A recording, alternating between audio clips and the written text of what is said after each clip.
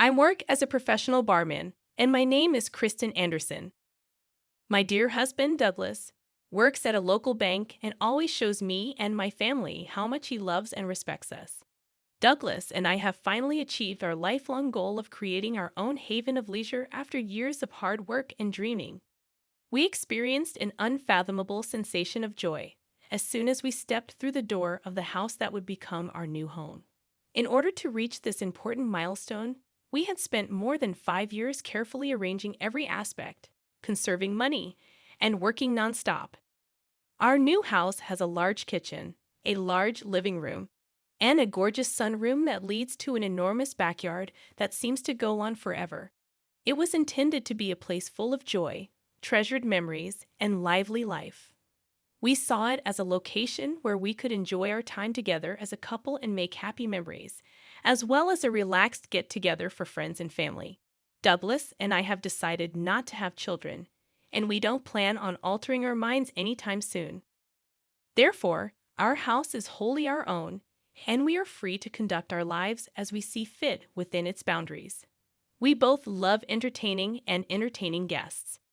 I choose to work as a barman because it allows me to make people happy with the beverages I make and the atmosphere I contribute to.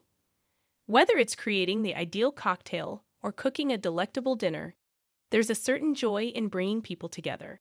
Taking on the responsibility of planning family get-togethers seemed like a logical progression for me. We thought it was time to show our family the new area we had so meticulously prepared 2 weeks after we had moved into our house. By this point, the house felt like a home. All of the moving boxes had been unpacked, and every piece of furniture had been placed in its ideal location. My mother was the first visitor to come, and as she walked into the foyer, her eyes glistened with delight.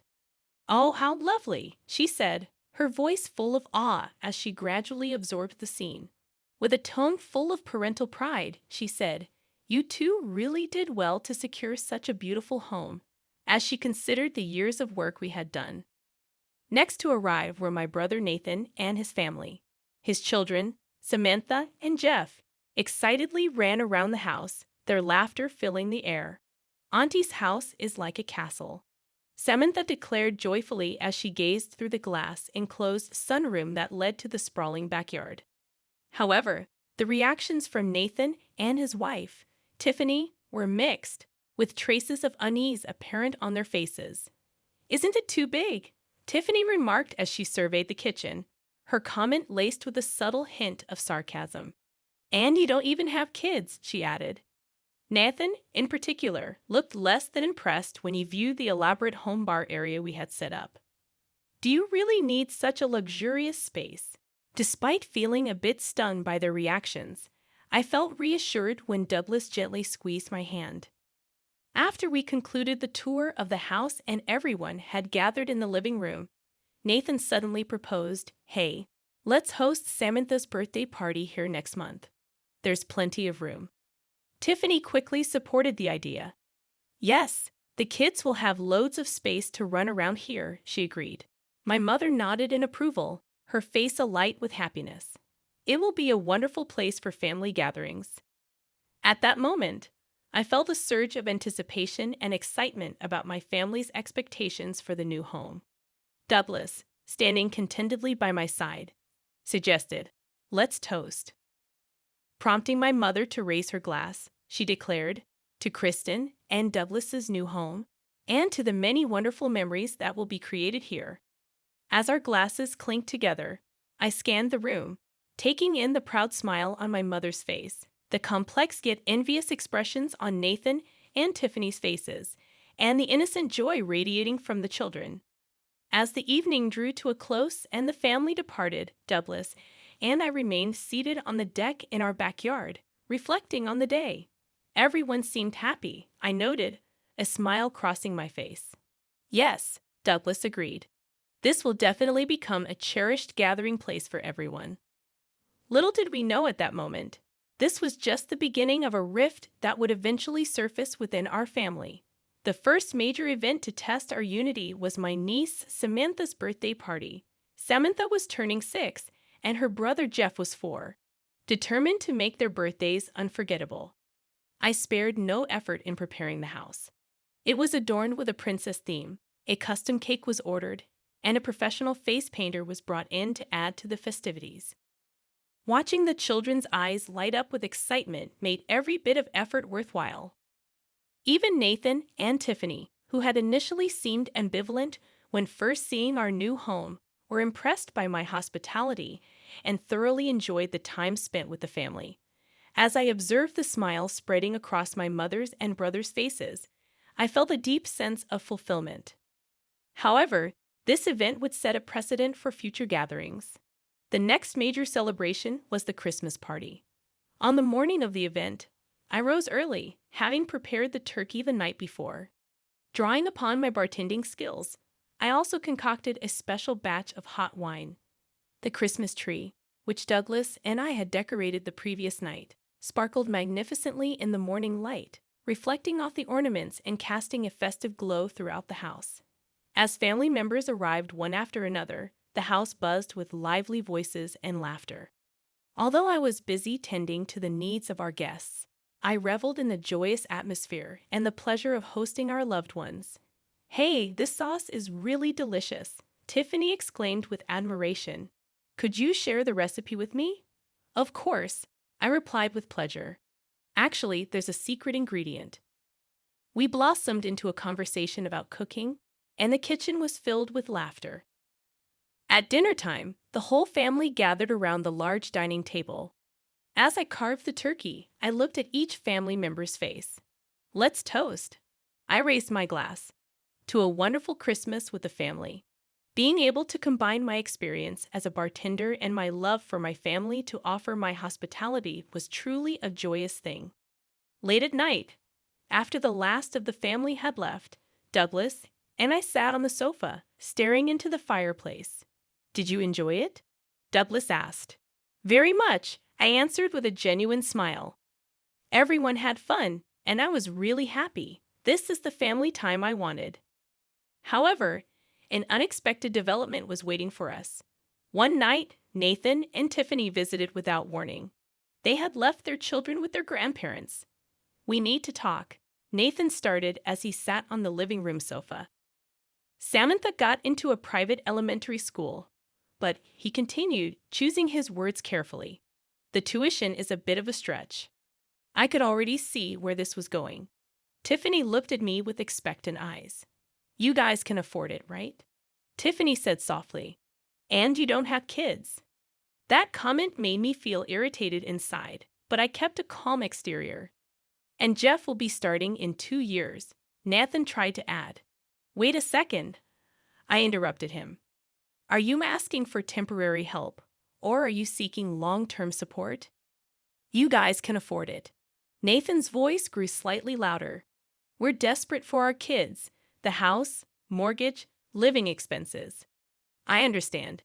Give me a moment to think," I said. After Nathan and Tiffany left that evening, I stood in the kitchen for a long time.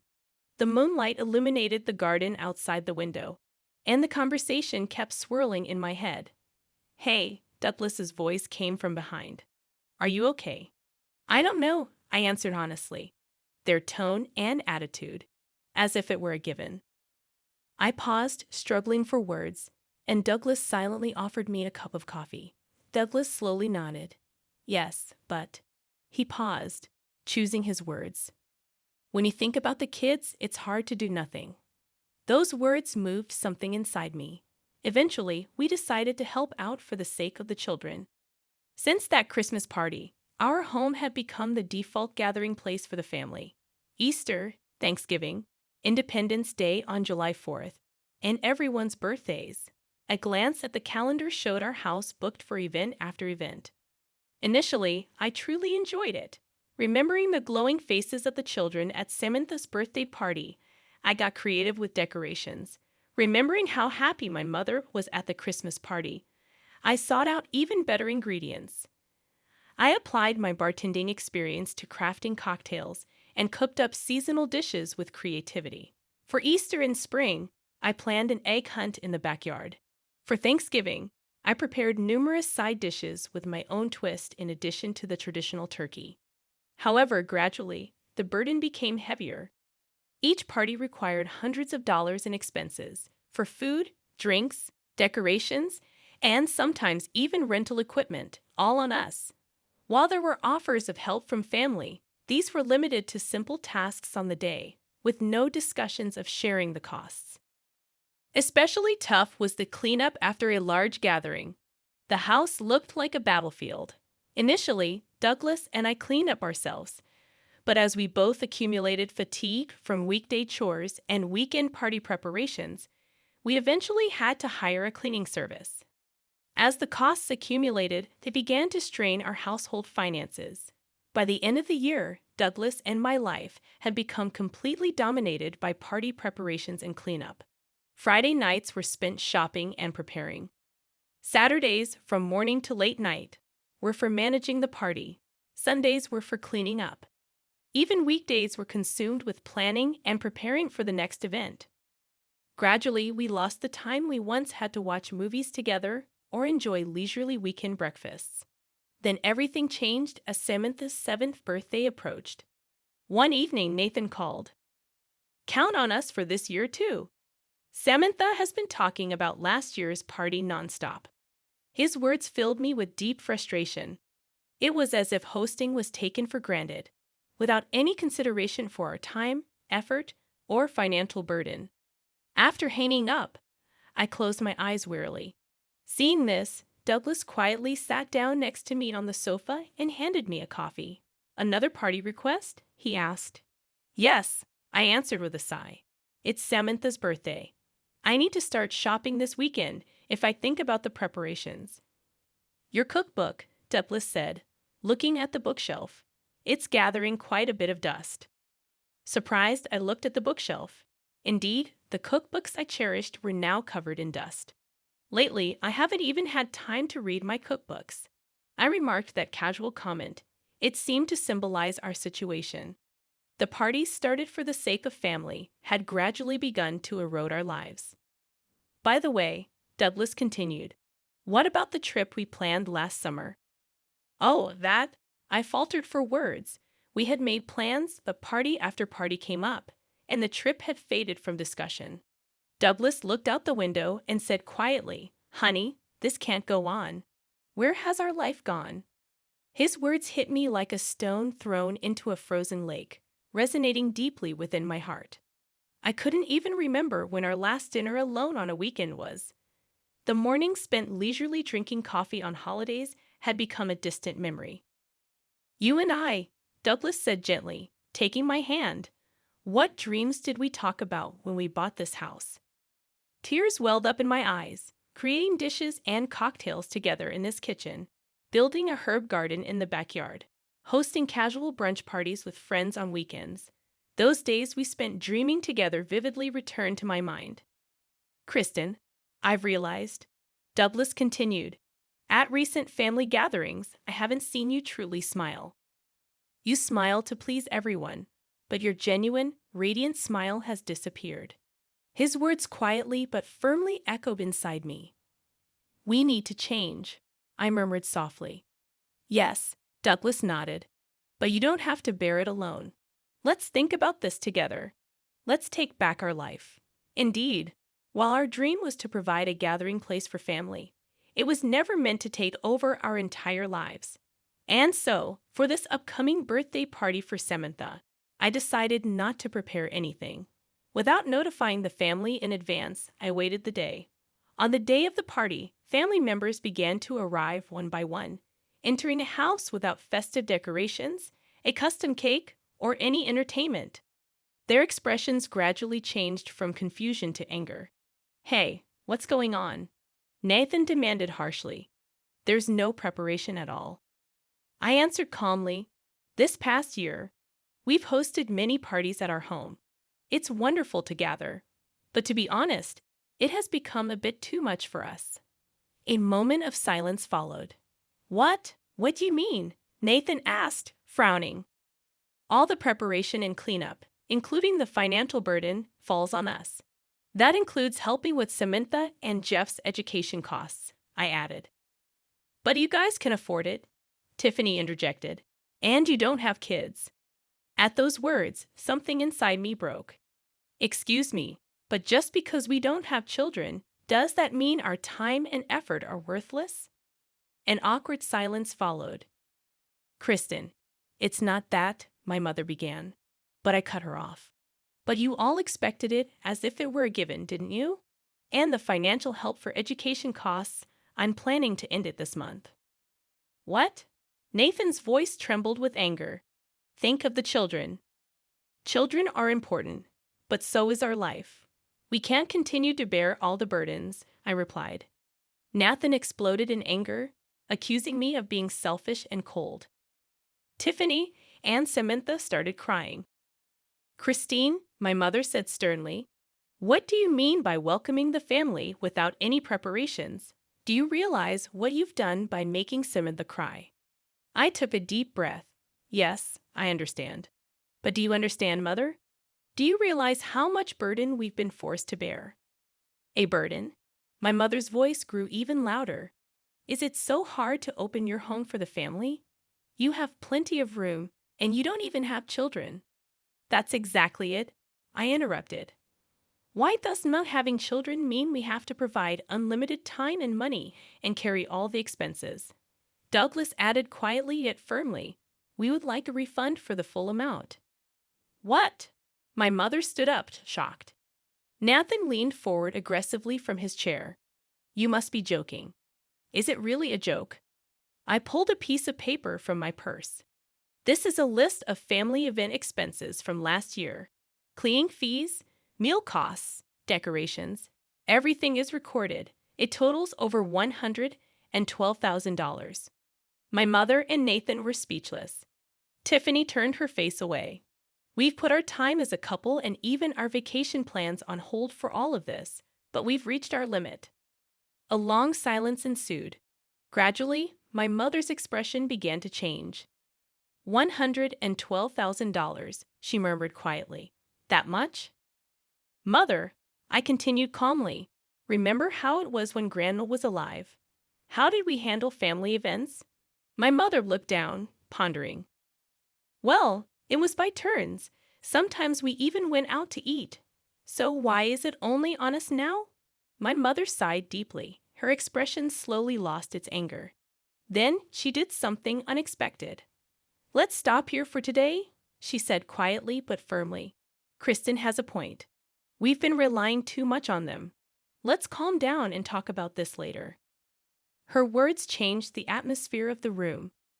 While Nathan's anger did not subside, my mother's intervention prevented a complete breakdown. However, this incident was the beginning of a necessary change. Over the next few days, the family relationship hung in a delicate balance. At my mother's suggestion, a family meeting was scheduled, with her taking the role of moderator. First, I want to apologize to Christine and Douglas. My mother began. We've taken their kindness for granted. Nathan still looked sullen but listened silently. Going forward, we will rotate responsibilities for family events. If we can't manage, using restaurants or rental venues is also a good option. About the expenses so far, you'll refund them, right? I asked. My mother hesitated. That is. Please refund $500 each month, I suggested. Okay, my mother agreed reluctantly. I pressed Nathan as well. It'll take time, but I'll pay it back, he muttered. These words led to more realistic discussions, repayment plans, a rotation system for future family events, and rules for sharing costs. The discussion lasted over 3 hours. Although emotions ran high at times, new rules were eventually established. Family events will be rotated among us. Expenses for significant events will be shared by the family. Each family's situation and limits will be respected. The first birthday party for Samantha under the new system took a different form than before. It was smaller in scale, but every family member participated in the preparations, contributing within their capabilities. My mother handled the decorations, and Tiffany prepared homemade cupcakes. As usual, I was in charge of the drinks and some simple finger foods. Nathan, though still showing some dissatisfaction, took on the responsibility of setting up and cleaning up the venue. Initially, The children were puzzled by the less extravagant party, but they quickly began to enjoy themselves in the warm atmosphere created by everyone's collaborative efforts. "Hey, Auntie," Samantha came up to me during the party. "Today's party is really fun. It's kind of nice doing things together." Her words unexpectedly warmed my heart. A child's genuine feedback seemed to affirm that our decision was right. That evening, after the party had ended, I sat down on the sofa. I was tired, but it was a good kind of tired different from before. It was during these times of change within our family that an unexpected visit came one Saturday afternoon from Samantha herself. "Hey, Auntie," she said as we both munched on cookies we'd made together. "Dad has been crying a lot lately." Her words stopped me in my tracks. "Why?" I asked gently. "Mom and Dad often talk about money. I sometimes hear them," she continued with a slightly sad look. "But Dad says, let's all try our best. I can see that he's really trying." At that moment, I felt a tightness in my chest. Certainly, the abrupt end to financial support must have impacted Nathan's family greatly. Yet they were looking forward and trying hard, a fact even their children could see. Following this conversation, I discussed it with Douglas, and we decided to invite Nathan and Tiffany for dinner.